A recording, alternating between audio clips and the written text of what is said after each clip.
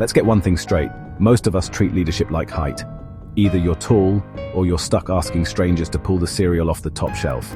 But the best leaders I've ever been around, from kid shift managers to the CEO of a Fortune 50, weren't born that way. I learned this the hard way.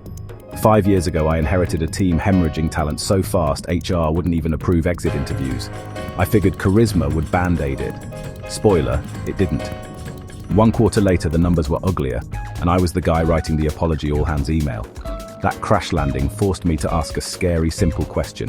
What if leadership is just a skill, like driving stick? Turns out it is. And today I'll hand you the 3-part framework that proves it. We've all heard the fairy tale.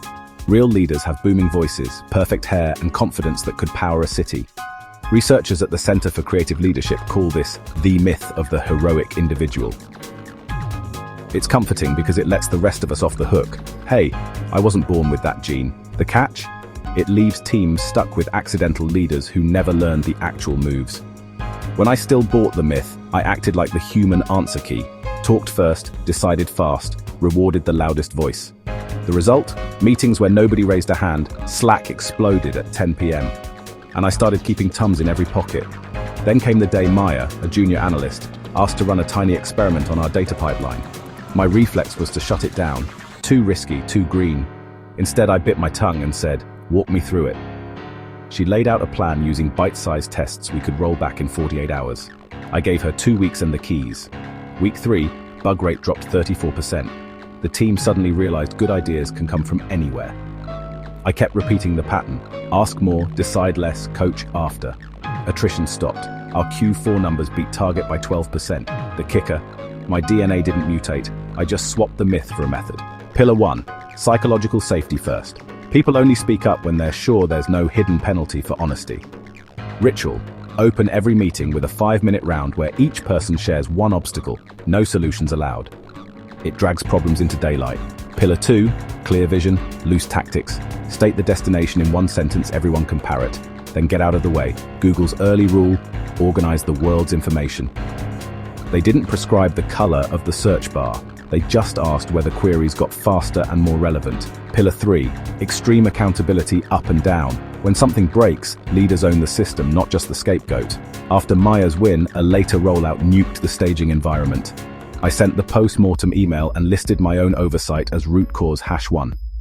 Next retro, teammates followed suit and flagged their own gaps before I opened my mouth. Velocity jumped another 18%. These pillars flex to fit whatever costume the moment needs. Transformational when we're sketching next quarter OKRs. Transactional when we're shipping the release. Servant when a new parent needs flex hours. The trick isn't to pick one label and tattoo it on your forearm. It's to swap costumes while the pillars stay granite solid. Pause. Write down one meeting you're running this week. Pick one pillar and design a 10-minute experiment. Open with the safety round, sharpen the vision statement, or lead the blame pie chart with your own slice. Choose one and run it. Gallup found teams led with these practices have 21% higher profitability and 41% fewer sick days. A meta-analysis of 97 studies shows the single biggest predictor of team performance isn't the leader's personality. It's clear goals plus a climate where speaking up won't get you shot. The numbers line up with the chaos I watched turn into momentum. Send this to the colleague who still thinks leaders pop out of the womb with a PowerPoint remote. Tell them the challenge starts tomorrow.